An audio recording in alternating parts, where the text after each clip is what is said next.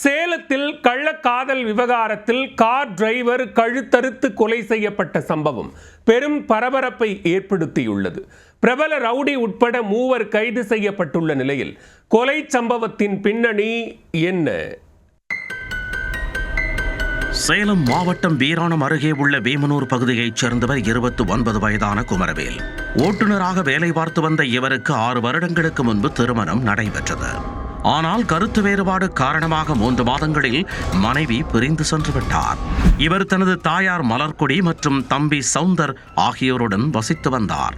இந்நிலையில் ஞாயிற்றுக்கிழமை இரவு 7:30 மணி அளவில் தனது தந்தையின் ஸ்பிளெண்டர் வாகனத்தை எடுத்துக்கொண்டு வெளியே சென்றிருக்கிறார். வெகு நேரமாகியும் வீட்டிற்கு வராத நிலையில் வேமனூர் காட்டு வளைவு பகுதியில் காலி மனை ஒன்றில் கழுத்து அறுக்கப்பட்ட நிலையில் சடலமாக கிடப்பதாக வீராணம் போலீசாருக்கு அதிர்ச்சி தகவல் கிடைத்துள்ளது. சம்பவ இடத்திற்கு வந்த போலீசார் சடலத்தை கைப்பற்றி மருத்துவமனைக்கு அனுப்பி வைத்துவிட்டு உறவினர்களுக்கு தகவல் கொடுத்துள்ளனர். விசாரணையில் கள்ளக்காதல் விவகாரம் எந்த கொலைக்கு காரணமாக இருந்தது தெரிய வந்தது.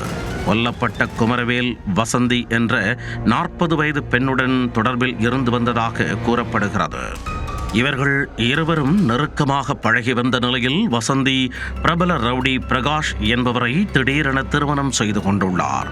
இதனால் ஆத்திரமடைந்த குமரவேல் வசந்தியிடம் வாக்குவாதத்தில் ஈடுபட்டு தகராறு செய்ததாக கூறப்படுகிறது. இதனால் ஆத்திரமடைந்த ரவுடி பிரகாஷ் கூட்டாளிகளுடன் சேர்ந்து குமரவேலை கொலை செய்ய திட்டமிட்டுள்ளார். சம்பவத்தன்று குமரவேலுக்கு மது அருந்த அழைப்பு விடுத்துள்ளார் பிரகாஷ். பின்னர் தனது கூட்டாளிகள் மாணிக்கம், கனகராஜ் ஆகியோருடன் காத்திருந்தார். இரவில் அனைவரும் மது அருந்திக் கொண்டிருந்த போது போதை அதிகமான குமரவேலுவின் கழுத்தை அறுத்து படுகொலை செய்ததாக வாக்குமூலம் அளித்துள்ளார். இந்த வழக்கில் பிரகாஷ் உட்பட 3 பேரை இரவோடு இரவாக கைது செய்த வீராணம் போலீசார் வசந்தியிடம் தொடர்ந்து விசாரித்து வருகின்றனர்.